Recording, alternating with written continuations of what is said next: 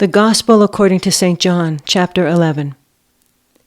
Now a certain man was ill, Lazarus of Bethany, the village of Mary and her sister Martha. Mary was the one who anointed the Lord with perfume and wiped his feet with her hair. Her brother Lazarus was ill. So the sisters sent a message to Jesus, "Lord, he whom you love is ill." But when Jesus heard it, he said, "This illness does not lead to death. Rather, it is for God's glory, so that the Son of God may be glorified through it." Accordingly, though Jesus loved Martha and her sister and Lazarus, after having heard that Lazarus was ill, he stayed 2 days longer in the place where he was. Then after this he said to the disciples, "Let us go to Judea again." The disciples said to him, "Rabbi, the Jews were just now trying to stone you, and you are going there again?" Jesus answered, "Are there not 12 hours of daylight? Those who walk during the day do not stumble, because they see the light of this world.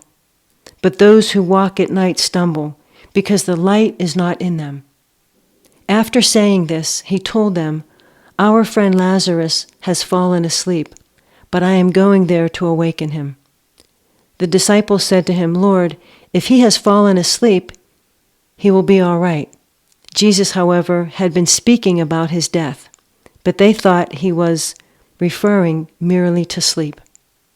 Then Jesus told them plainly, "Lazarus is dead. For your sake I am glad I was not there, so that you may believe. But let us go to him." Thomas, who was called the twin, said to his fellow disciples, "Let us also go, that we may die with him." When Jesus arrived, he found that Lazarus had already been in the tomb for 4 days. Now Bethany was near Jerusalem, some 2 miles away, and many of the Jews had come to Martha and Mary to console them about their brother. When Martha heard that Jesus was coming, she went and met him, while Mary stayed at home. Martha said to Jesus, "Lord, if you had been here, my brother would not have died. But even now, I know that God will give you whatever you ask of him." Jesus said to her, "Your brother will rise again." Martha said to him, "I know that he will rise again in the resurrection on the last day." Jesus said to her, "I am the resurrection and the life. Those who believe in me, even though they die, will live. And everyone who lives and believes in me will never die. Do you believe this?" She said to him, "Yes, Lord, I believe that you are the Messiah, the Son of God, the one coming into the world." When she had said this, she went back and called her sister Mary and told her privately, "The teacher is here and is calling for you."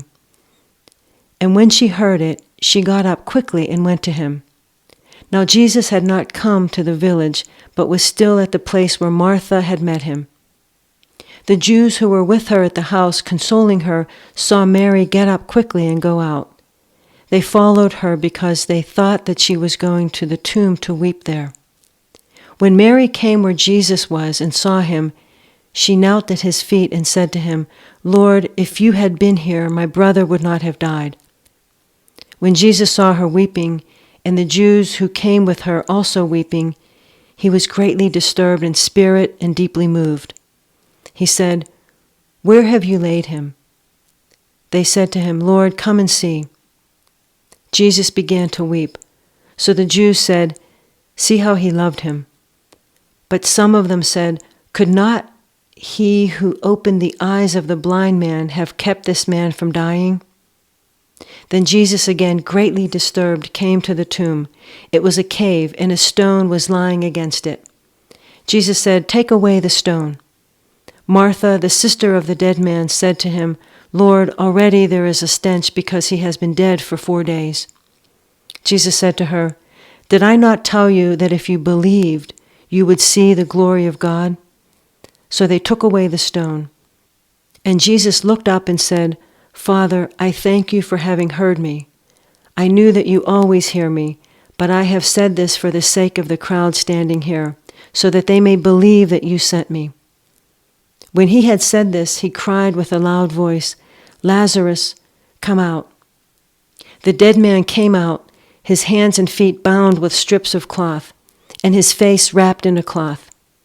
Jesus said to them, "Unbind him and let him go."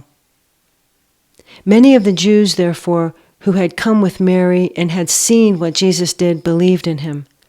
But some of them went to the Pharisees and told them what he had done. So the chief priests and the Pharisees called a meeting of the council and said, "What are we to do? This man is performing many signs. If we let him go on like this, everyone will believe in him, and the Romans will come and destroy both our holy place and our nation." But one of them, Caiaphas, who was high priest that year, said to them, "You know nothing at all. You do not understand that this is better for you to have one man die for the people than to have the whole nation destroyed." He did not say this on his own, but being high priest that year, he prophesied that Jesus was about to die for the nation, and not for the nation only, but to gather into one the dispersed children of God. So from that day on, they planned to put him to death.